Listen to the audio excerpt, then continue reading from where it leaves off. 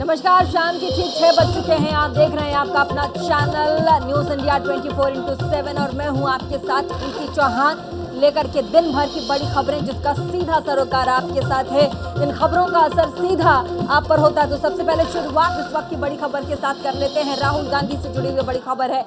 राहुल गांधी से ईडी दफ्तर में पूछताछ जारी है। लंच के बाद पूछताछ जारी अभी भी है। वहीं 3 दिनों में 24 घंटों से ज्यादा की पूछताछ हो चुकी है। राहुल से पूछताछ का जो तीसरा दिन है वो नेशनल हेराल्ड मामले में उनसे लगातार पूछताछ हो रही है। तो एक बार फिर से हम आपको बता दें जो बड़ी खबर है, लंच के बाद दोपहर के खाने के बाद एक बार फिर से राहुल गांधी को ईडी दफ्तर राहुल गांधी पहुंचे, उन्हें बुलाया गया और उसके बाद लंच के बाद वापसी से एक बार फिर से उनसे पूछताछ की जा रही है।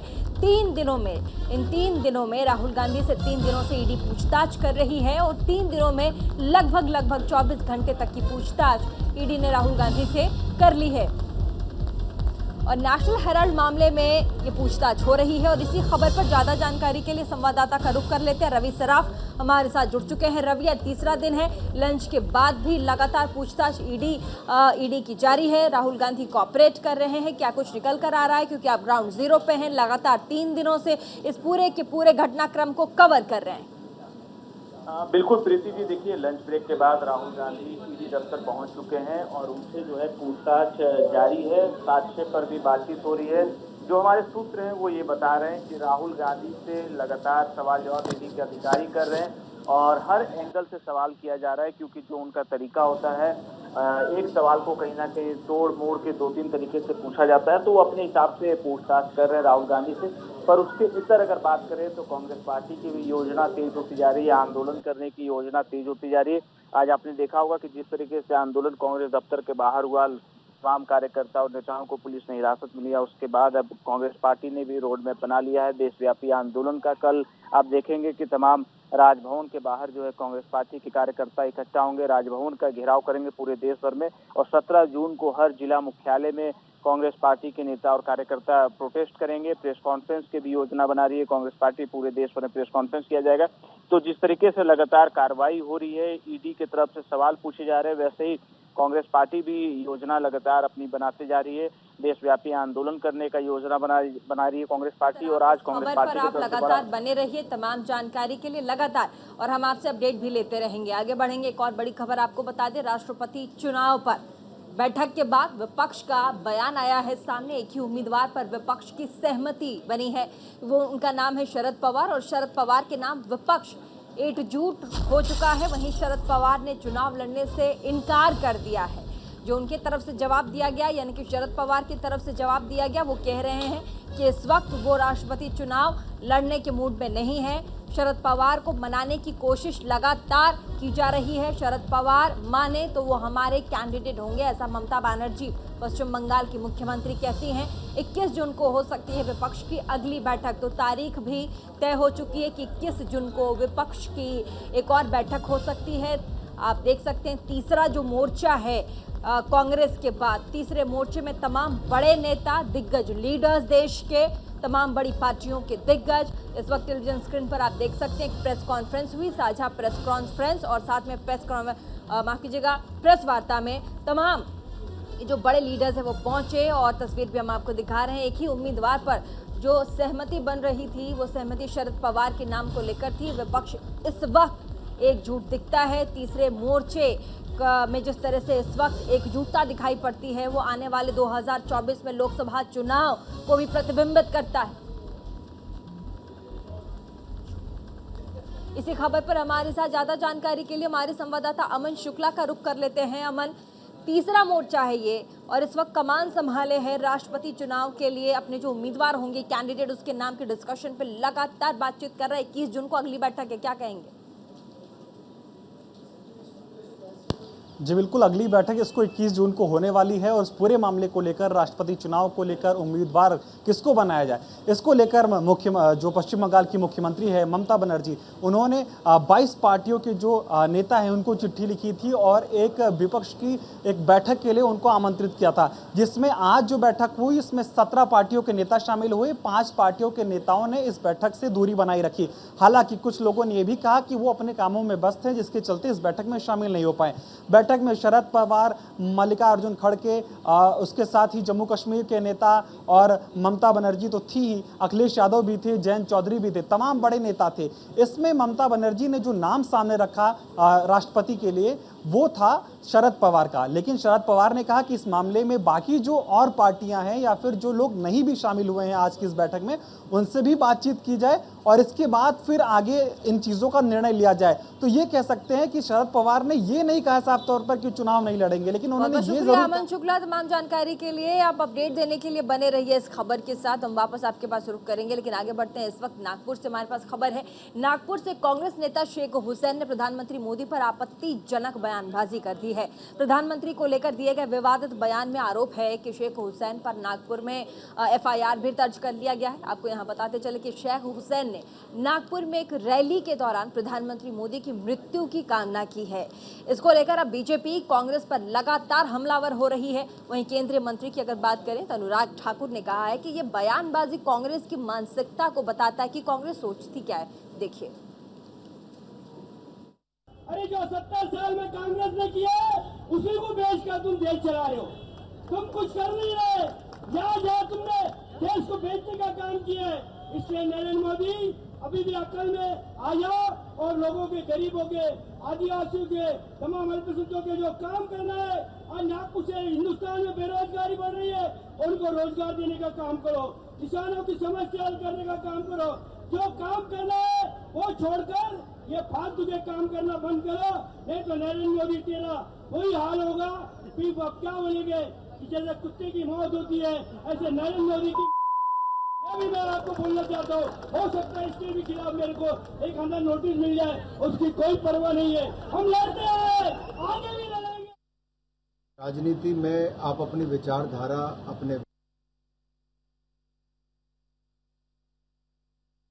विचार इनको प्रकट कर सकते हैं, लेकिन अपनी गंदी मानसिकता को, गंदे शब्दों का प्रयोग नहीं करना चाहिए। देश के प्रधानमंत्री 130 करोड़ की जनता ने पूर्ण बहुमत के साथ एक बार नहीं 2 बार पहले से ज्यादा सीटों से जिताकर भेजा है। भारत को आपदा के समय भी मजबूत नेतृत्व देने का काम प्रधानमंत्री मोदी जी ने किया। 193 करोड़ वैक्सीन लगाने का काम किया। 80 करोड़ गरीबों को मुफ्त में राशन, 28 महीने से ज्यादा समय दिया। ऑपरेशन गंगा चलाकर 23,000 विद्यार्थियों को विदेशों से बगैर खरोंच लगे हिंदुस्तान वापस लाने का काम किया है। माननीय प्रधानमंत्री जी ने किया है। आज विदेश मंत्री जी भी सौभाग्य से साथ में हैं और ये भली भांति जानते वो आसान नहीं था। 5 देशों में अपने मंत्रियों को भेजकर वहां से बच्चों को युद्ध की भूमि से बाहर निकालना बहुत चिंता का विषय था, लेकिन उनके बारे में खराब टिप्पणी करना ये कांग्रेस की मानसिकता दिखाता है कि आज वो हताश, निराश है और छटपटाहट, बौखलाहट और घबराहट में इस तरह की टिप्पणियां करते हैं। उनको माफी भी मांगनी चाहिए और उनके खिलाफ कड़ी कार्रवाई भी होनी चाहिए। तो प्रधानमंत्री के ऊपर की गई विवादित टिप्पणी को लेकर आपने सुना केंद्रीय मंत्री अनुराग ठाकुर क्या कुछ कह रहे थे। चलिए आगे बढ़ते हैं। शिवसेना नेता और महाराष्ट्र के मंत्री आदित्य ठाकरे अयोध्या दौरे पर आजकल हैं, जहां पर उन्होंने हनुमानगढ़ी मंदिर में दर्शन और पूजा अर्चना की है। दर्शन करने के बाद आदित्य ठाकरे ने कहा कि अयोध्या के लोगों के लिए ठाकरे परिवार के अंदर एक अलग ही प्यार है।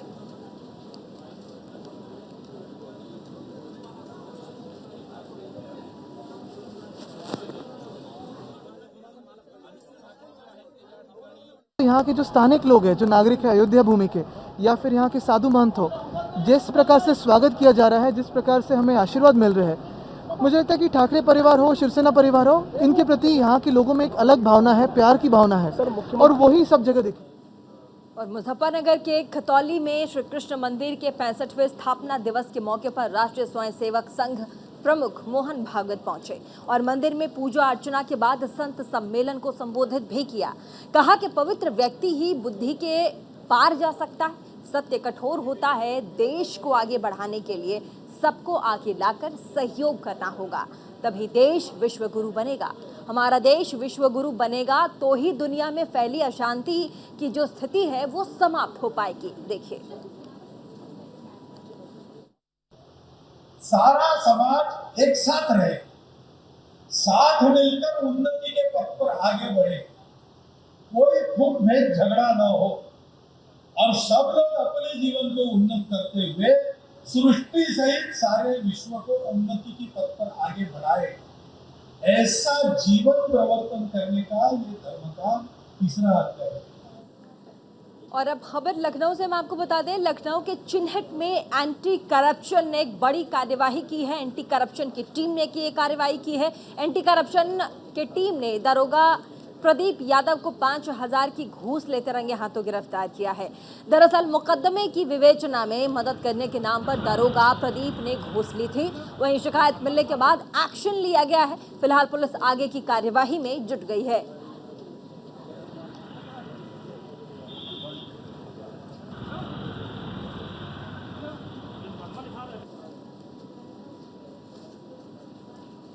और अब खबर शोपियां से। शोपियां मुठभेड़ को लेकर बीजेपी ने बाइक रैली की है, तो रैली में बीजेपी के पूर्व कैबिनेट के मंत्री सुनील शर्मा भी मौजूद रहे। उन्होंने कहा कि जब कश्मीर में कहीं भी मुठभेड़ होती थी तो शोपियां में इसका असर देखा जाता था। अब हालात बदल गए हैं और शोपियां में शांति कायम हुई है और युवा मुख्यधारा की राजनीति, अध्ययन और नौकरियों में सक्रिय रूप से भाग ले रहे हैं।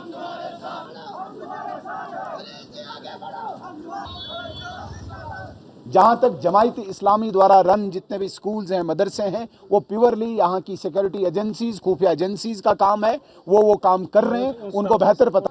यहाँ से केवल 5 किलोमीटर दूर जहाँ पे सिक्योरिटी फोर्सेस ने 2 टेररिस्ट्स को एलिमिनेट किया, न्यूट्रलाइज किया, और बगल में भारतीय जनता पार्टी की रैली, बाइक रैली निकाल के लोगों ने भारतीय जनता पार्टी का स्वागत। और हाई सिक्योरिटी रजिस्ट्रेशन प्लेट को लेकर श्रीनगर में सख्ती शुरू हो गई है। हाई सिक्योरिटी रजिस्ट्रेशन प्लेट लगाने के जो समय सीमा थी वो अब समाप्त कर दी गई है, जिसके चलते श्रीनगर में आज कई गाड़ियों को जब्त किया गया है जिन्होंने हाई सिक्योरिटी रजिस्ट्रेशन प्लेट नहीं लगाई थी। ट्रैफिक पुलिस का यहाँ कहना है कि जिन्होंने हाई सिक्योरिटी रजिस्ट्रेशन प्लेट नहीं लगवाई है वो अपनी गाड़ियाँ लेकर बाहर ना निकले, या तो वो जब्त कर ली जाएंगी या फिर उनके रजिस्ट्रेशन कैंसिल कर दिए जाएंगे।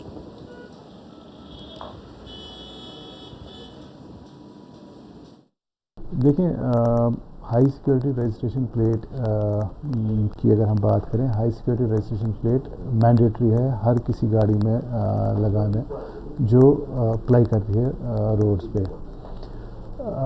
इसमें काफ़ी देर से गाइडलाइंस भी आई हैं, ऑर्डर्स भी आए हैं, सर्कुलर्स भी आए हैं। इनफैक्ट ऑनरेबल सुप्रीम कोर्ट से भी है, मोआर्फ से है जो ministry of road transport and highways, वहाँ से भी आए हैं।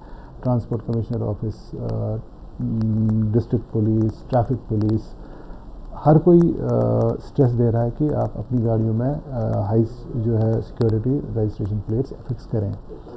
अगर हम ट्रैफिक सिटी श्रीनगर की बात करें, मैंने ये जनवरी से in fact I have been requesting लोगों को, मैं रिक्वेस्ट कर रहा हूँ कि आप अपनी गाड़ियों में HSRP नंबर प्लेट्स लगाएं जिन्होंने अभी तक नहीं लगाए थे। लेकिन अनफॉर्चुनेटली इतना अरसा गुजर गया, अभी भी बहुत सारी गाड़ियां ऐसी हैं जिन्होंने अभी तक ये नंबर प्लेट नहीं लगाया है। और यमुनानगर के श्री राम स्टील इंडस्ट्री में भयंकर आग लग गई, जिसकी खबर आई। आग की लपटों में फैक्ट्री जलकर राख हो गया। कई गाड़ियां भी आग की चपेट में आ गई हैं। वहीं 13 घंटे बीत जाने के बाद भी आग पर अभी तक काबू नहीं पाया जा सका है। फैक्ट्री में आग लगने से तकरीबन 8 करोड़ रुपए की नुकसान का खबर है। गाड़ी देखने किसी छुप के खड़ा है, गाड़ी का ड्राइवर भागने गया।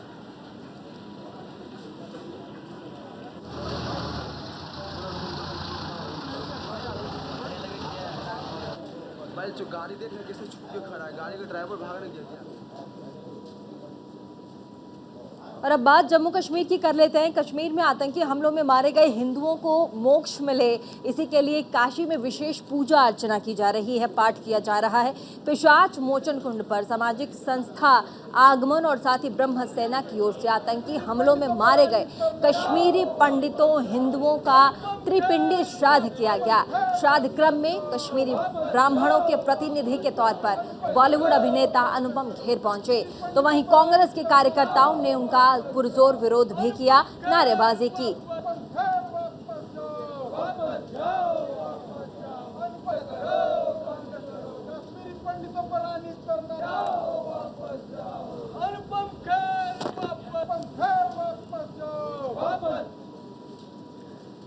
हरिद्वार के रोशनाबाद में सत्यम ऑटो कंपनी ने निष्कासित कर्मचारियों से उप श्रम आयुक्त कार्यालय पर एक दिवसीय धरना दिया है। धरना देने वाले कर्मचारियों ने कहा कि 2017 से कंपनी से निष्कासित किए गए कर्मचारी अपने हक की लड़ाई लड़ रहे हैं, जिसमें कंपनी से निष्कासित मजदूरों को कंपनी में बहाल किए जाने की मांग की जा रही है। साथ ही धरने पर बैठे कर्मचारियों ने चेतावनी भी दी कि अगर इस बार हमारी मांगों को नहीं माना गया तो धरना अनिश्चितकालीन धरने में तब्दील कर दिया जाएगा।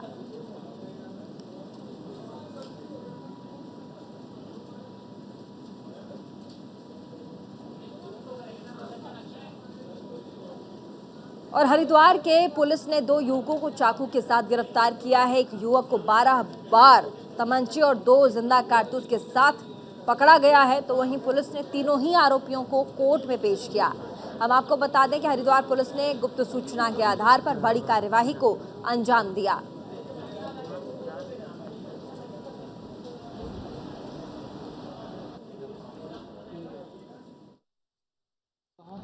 उच्च अधिकारियों द्वारा जो है अवैध असले का प्रयोग करने वाले जो लोग हैं उनके विरुद्ध जो है अभियान चलाया जा रहा है।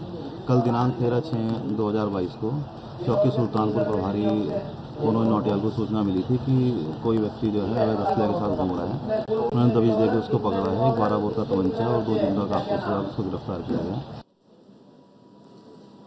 और 21 जून से 2 जुलाई तक हावड़ा योग नगरी ऋषिकेश एक्सप्रेस ट्रेन रद्द रहेगी। इसके साथ ही रुड़की रेलवे स्टेशन से गुजरने वाली 2 ट्रेनों में से एक ट्रेन को कैंसिल कर दिया गया है। उस ट्रेन को दूसरे रास्ते से चलाया जाएगा। ट्रेनों के रद्द होने के कारण लखनऊ मंडल में डबल लाइन के चल रहे काम को बताया गया है।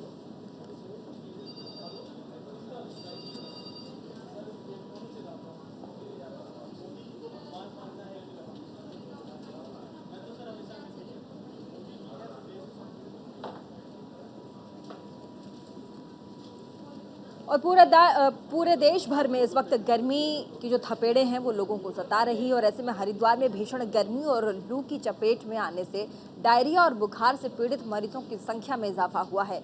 जिला अस्पताल की ओपीडी में मरीजों की भीड़ उमड़ रही है। ओपीडी का पर्चा बनवाने के लिए मरीजों को गर्मी में घंटों इंतजार करना पड़ रहा है।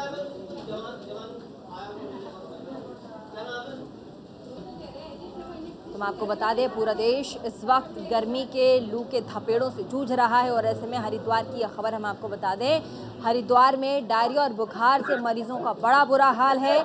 भीषण गर्मी के कारण यहां लोगों को डायरिया और बुखार की शिकायत हो रही है। जिला अस्पताल की तस्वीर हम आपको दिखा रहे हैं और इन तस्वीरों में आप देख सकते हैं लंबी लंबी कतारों में लोग खड़े हैं ताकि वो अपना उपचार करवा सके, इलाज करवा सके।